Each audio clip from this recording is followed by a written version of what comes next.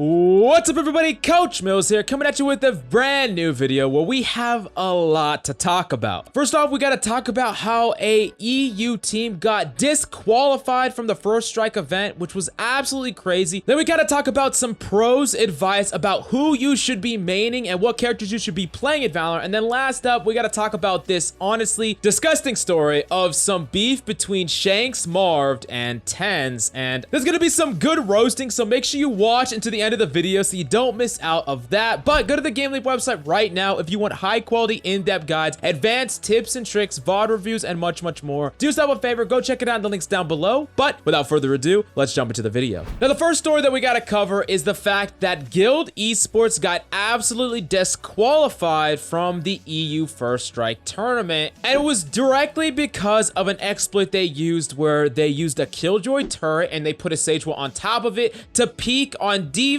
from B on ascent out the window, which is really powerful because right off the start you can basically fire at enemies from an unsuspecting angle. Now on top of this, there was a bug that was going around with the Prime Vandal, so players were told not to use the Vandal as well. And this is going to be important because G2 ended up breaking this rule, and G2 is the opponent to Guild Esports. So G2 got a warning, but Guild Esports just got straight up disqualified, apparently no warning at all. Now that being said, however, if you look into the actual global competition policy of Valorant 7.2.6, exploiting states this: intentionally using any in-game bug to seek an advantage is exploiting and is prohibited. Exploiting includes acts such as making use of any game function that in the tournament operator's sole judgment is not functioning as intended and violates the design purpose of Valorant. Team members may confidentially check with the referee at the beginning of the competition to determine if a specific act will be considered exploiting. Riot reserves the right to make an ex post facto determination of whether an exploit has occurred. Now that being said, Guild Esports claims that they actually tried to reach out to get clarification on this and there was no such response. Now regardless of whether or not that's true, it does leave an interesting precedent with the Valorant banning system because it's up to the operator of the tournament to decide whether or not something's bannable, whether or not something is just something that deserves a warning. And it can get into that gray area because in a lot of games, and it's going to be the same way with Valorant, there are some weird interactions that don't seem like they are necessarily exploitative, but they might be under this category. If y'all remember, there was a Sage mid boxes tech where if you jumped up on the little tiny railing right above the stairs in mid, and you jumped up to that box, hold crouch while you're in the air, and then let go of it as you touch the box, you would actually pop up on that box, which is a box that you shouldn't be able to get to without using utility, and that could be considered an exploit, but that has been in the game since the beginning and it hasn't been patched out. So how much of the responsibility is on Riot to make sure that they get all these bugs out of the game, which could or could not be impossible depending on your point of view, or how much is it up to the players themselves and the teams to say, hey, it's pretty common sense that abusing a Sage Wall on top of a Killjoy turret is going to be exploitable. Now, as a follow-up to this, a lot of players were mad because Guild Esports just got disqualified, while G2, who also didn't do what they were supposed to because they were using the Prime Vandal that had a bug on it, G2 just got a warning, but Guild Esports just got disqualified, which a lot of people were claiming favoritism. Now, in a response to this on Discord, a manager actually clarified here and stated, Guild broke a rule which gave a team an advantage. G2 broke a rule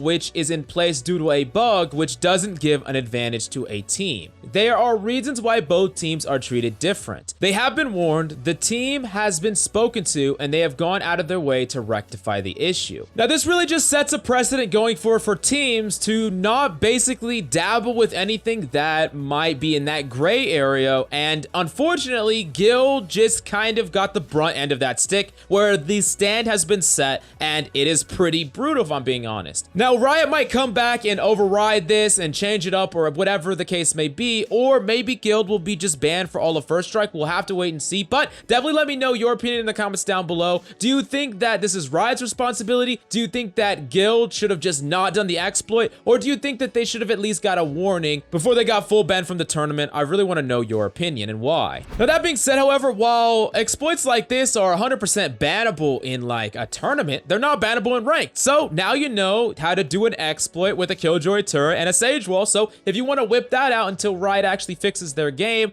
go for it, get some free value. And if you're up against it, make sure if the enemy for some reason is playing both a Sage and a Killjoy on Ascent to watch out for this strategy because they might be trying to abuse it. And speaking of which, let's break down another exploit that I really wanted to show you that is incredibly powerful. As you see right here on Icebox, if you're actually standing right here and you dash an updraft right along this railing, you actually fly super high. And as you see from the clip, you can actually use this to get some advantage on the enemy and even kill them from all the way vertically. And there's no doubt in my mind that this is 100% an exploit that is going to get patched out, but maybe hide this from Fnatic's manager, okay? Anyways, let's move on to the next story that we got to talk about. This was a post from pro Valorant player Def on Dignitas that is talking specifically about a lot of the one tricking that's going on in the game, and is going to give us some actionable advice about going forward in the game of Valorant and what's going to help us transition from, you know, now into the future of Valorant. He stated this on Twitter. Angel said it, folks. You need 2 main agents you are great on and eventually 3 to 4. If you are looking to only play Jet in ranked, you are not looking out for yourself. Meta is ever moving. Now, the thing is, you can easily see this, and it already happened with the change in the meta. I mean, if you look at all the Sentinel nerfs, think about a player like Mitch, or think about a player like Sick, who, after the nerfs, it took them a while to adjust to new characters, and for a while, they were really underperforming. And this is like the biggest sign to us that, hey, you can't one-trick in this game because you never know when your main is going to get all of a sudden nerfed. And if you put all your time and hours into one character, and they get nerfed in a dramatic way that just makes them fundamentally weaker, you are just shooting yourself in the foot. Now, that being said, I really do like his suggestion about having a main of 2 agents and then 3 or 4 when the roster gets much bigger, because you want to make sure that you're putting your eggs in a lot of different baskets rather than putting your eggs in one basket, because there could always be sweeping nerfs. So you hear that, folks? Being a Jet one trick is not all it seems to be. But let's move on to our last and honestly just a disappointing story altogether. Now, we all know Tenz. Tenz is Valorant superstar. We know him, we love him, and he's not just the ace player for C9, but he might just be one of the best players in the world. Definitely top 3, at least in my mind. Now, Tenz has been doing some variety streaming. He's been playing with his girlfriend on stream and doing stuff like that, and it's been really fun for a lot of Tenz's fans. But, you know, sometimes when you got it all, you got the skill, you got the talent, you got the girl, some people just want to tear you down, and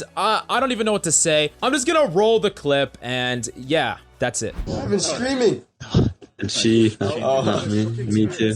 Alright, so okay. everyone we make down, just gotta push short. Kaide? Oh, you. She was in my chat today. I'm just gonna fuck Tyson's girl at LAN. Oh my god, I really. She actually would cheat. I know she would. I know she would. Facts. Like, I'm watching. The videos and shit, you watched any of them? I'm watching them. Like, I see the thing of her and she's like, Now, if you don't know who those 2 players were, that is Phased Marv and Shanks, who said these things about Tyson and his girlfriend, and they said it on stream, and then of course deleted it right afterwards. Now, this blew up, and tons of people sent these guys a ton and tons of hate. And Phased Marv posted this on Twitter on the 13th. He stated this: I just want to say quickly, I apologize privately for some stupid things I said recently. To my fans, I'm sorry, and I promise to do better from now on. Now, if you look at these DMs between Marv and someone else unknown, it shows that multiple times someone told him that this was a really terrible idea to post something like that, and he said it was okay again and again, and he didn't care. And regardless of who he apologized to, I think that Tenz's fans, FaZe's fans, there's a lot of people that are gonna be rightfully pissed off by this really, honestly, childish statements that Shanks and Marv became part of. Now, on top of that, there was further criticism stating that apologizing on Twitter is not enough for something that you said publicly on stream, and that he should go and apologize on stream. And some people say that that's not even consolation enough. You know, it's kind of cringe when you're that jealous of Tenz's life that you would resort to something like this. I mean, Shanks already got dropped from Dignitas for match fixing. Oh, Marv, didn't you match fix as well? Oh, FaZe wanted to keep you? Man, that's rough considering that you act like this online. Damn, you know what? I feel bad for your FaZe members. Raucus, Corey, Baby Bay, and Zachary, all really great guys, and you just make them look terrible. Oh, and Shanks, maybe put on a goddamn shirt and stop trying to get with someone else's girl and focus on getting on a team. You see, guys, words can hurt. And you know, the reason that I make a big deal about this entire thing is a lot of people come to me, a lot of players that have finally made their way to Immortal, Immortal 2, Immortal 3, Radiant, or whatever the case may be, or they just have aspirations to go pro, and they ask me about what they need to do to make that happen. And I'm gonna tell you right now, the #1 career stopper for you is having an attitude like this. I mean, you have to understand that when you're on a team, you are representative of that team. Whatever you do, that team embodies, and basically, now FaZe just looks like absolute trash. Why would I ever buy FaZe merch, support FaZe Valorant, when they keep someone like this on their team? It's the exact same reason Dignitas dropped Poison and Shanks, and it's really, really important that you understand that the way that you portray yourself online can directly affect your prospects going forward, and that's just really obvious, and let these guys be a lesson on how not to act. And to Tens, just keep doing what you're doing. People are just gonna stay mad because they're jealous of everything you have. But definitely let me know what you think about this situation in the comments down below. Sorry, I'm not as happy as I normally am. This kind of pissed me off just a little bit, but definitely go check out the GameLeap website right now if you want in-depth advanced guides, mechanical guides, weapon guides. I mean, we come out with daily content, so do yourself a favor, go check it out in the links down below and don't miss out. But thanks so much for coming by. That's all I got for you today. I'm Coach Mills, and of course, until next time.